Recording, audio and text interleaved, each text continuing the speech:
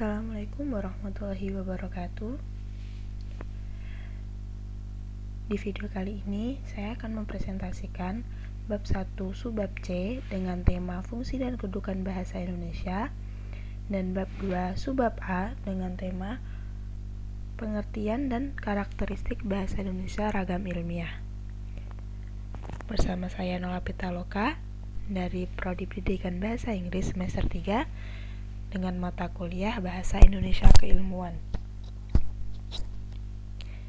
Baik, untuk yang pertama adalah fungsi dan kedudukan bahasa Indonesia. Fungsi dan kedudukan bahasa Indonesia terbagi menjadi dua, yaitu sebagai bahasa nasional dan sebagai bahasa negara. Untuk yang pertama adalah sebagai bahasa nasional. Fungsi dan kedudukan bahasa Indonesia sebagai bahasa nasional memiliki 4 fungsi, yaitu yang pertama adalah sebagai lambang kebanggaan. Tidak semua bangsa di dunia mempunyai sebuah bahasa nasional yang dipakai secara luas dan dijunjung tinggi. Adanya sebuah bahasa yang dapat menyatukan berbagai suku bangsa yang berbeda merupakan suatu kebanggaan bagi bangsa Indonesia. Hal ini menunjukkan bahwa bangsa Indonesia sanggup mengatasi perbedaan yang ada. Fungsi ini mencerminkan nilai-nilai sosial budaya yang mendasari rasa kebanggaan.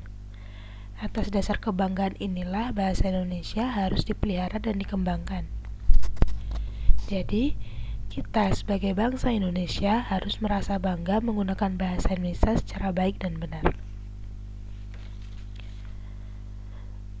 Untuk yang kedua adalah sebagai lambang identitas nasional. Untuk membangun kepercayaan diri yang kuat, bangsa memerlukan identitas. Identitas sebuah bangsa dapat mewujudkan di antaranya melalui bahasanya. Dengan adanya sebuah bahasa yang mengatasi berbagai bahasa yang berbeda, suku-suku bangsa yang berbeda dapat mengidentifikasikan sebagai satu bangsa melalui bahasa tersebut. Jadi, sebagai lambang identitas nasional, bahasa Indonesia harus dijunjung tinggi di samping bendera dan lagu kebangsaan.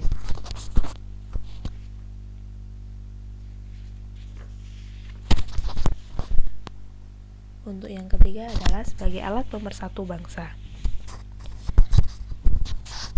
Sebuah bangsa yang terdiri atas berbagai suku bangsa, budaya, dan bahasanya yang berbeda mengalami masalah yang besar dalam melangsungkan kehidupannya.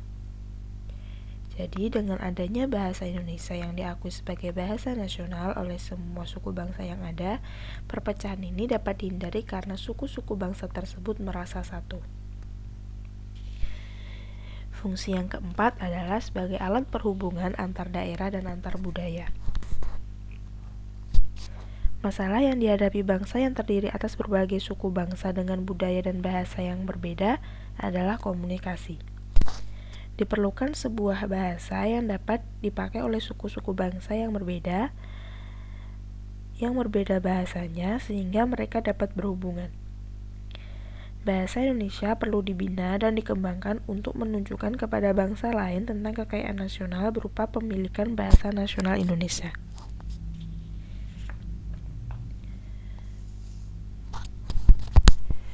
Oke, yang kedua adalah sebagai bahasa negara.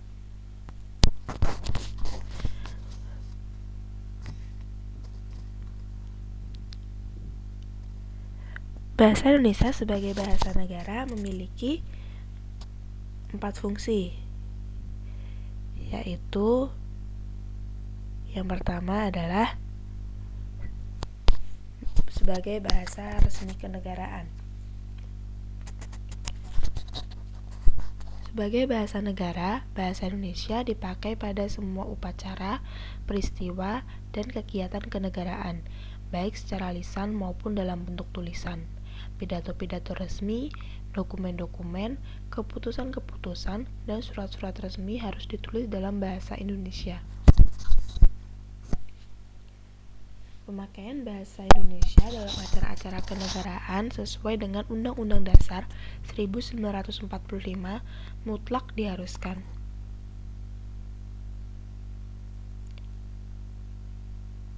Jadi, jika tidak dipakainya bahasa Indonesia, dapat mengurangi kewibawaan negara, karena hal tersebut merupakan pelanggaran terhadap Undang-Undang Dasar 1945. Pelaksanaan fungsi bahasa Indonesia sebagai bahasa resmi kenegaraan, pemakaian bahasa Indonesia di dalam pelaksanaan administrasi negara perlu dibina dan dikembangkan.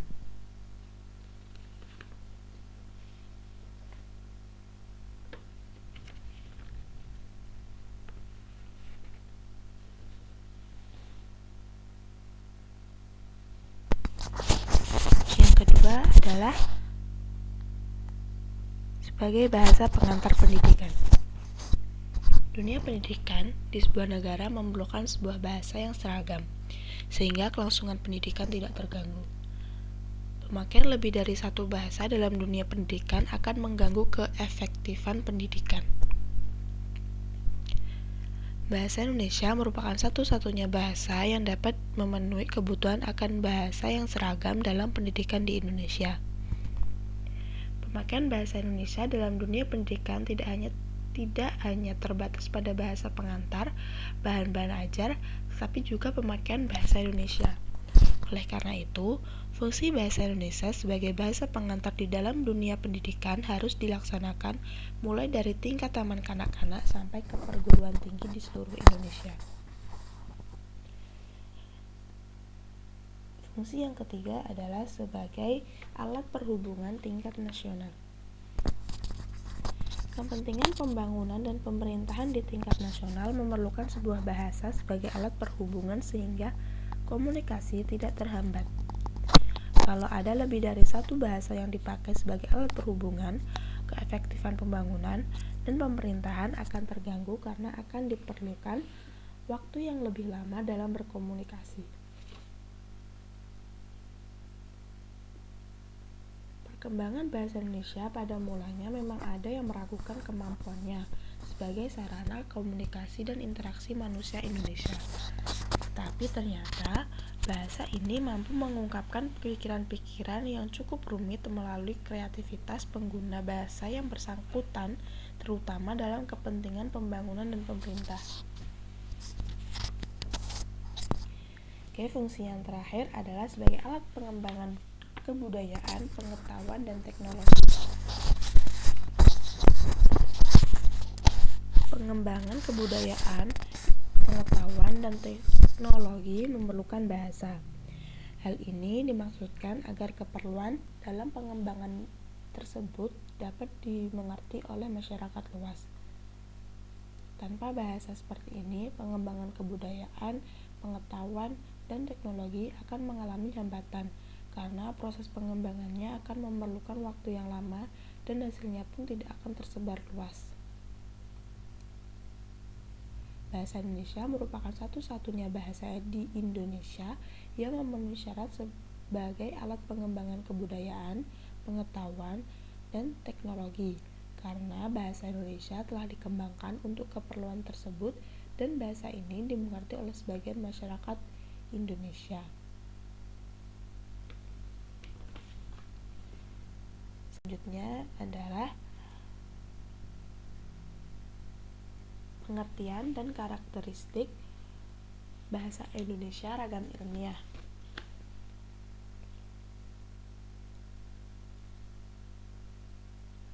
Bahasa Indonesia ragam ilmiah merupakan salah satu bahasa Indonesia sebagai yang digunakan dalam menulis karya ilmiah.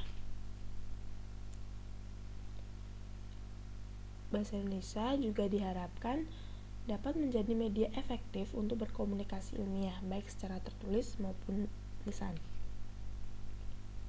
Bahasa Indonesia ragam ilmiah juga memiliki beberapa karakteristik, antara lain cendekia. Bahasa Indonesia bersifat cendekia menunjukkan bahwa bahasa Indonesia itu mampu digunakan secara tepat untuk mengungkapkan hasil berpikir logis, yakni mampu membentuk pernyataan yang tepat dan seksama. Yang kedua adalah lugas dan jelas. Sifat lugas dan jelas dimaknai bahwa bahasa Indonesia mampu menyampaikan gagasan ilmiah secara jelas dan tepat. Untuk itu, setiap gagasan diungkapkan secara langsung sehingga makna yang ditimbulkan adalah makna lugas.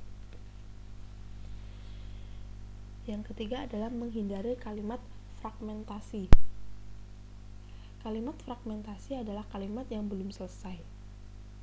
Jadi kalimat ini terjadi antara lain karena adanya keinginan penulis menggunakan gagasan dalam beberapa kalimat tanpa menyadari kesatuan gagasan yang diungkapkan. Selanjutnya, yang keempat adalah bertolak dari gagasan. Bahasa Indonesia ragam ilmiah mempunyai sifat bertolak dari gagasan ini memiliki arti yaitu penonjolan diadakan pada gagasan atau hal yang diungkapkan dan tidak pada penulis. Implikasinya, kalimat-kalimat yang digunakan didominasi oleh kalimat pasif. Selanjutnya adalah formal dan objektif. Sifat formal dan objektif ditandai antara lain oleh pilihan kosakata, bentuk kata, dan struktur kalimat.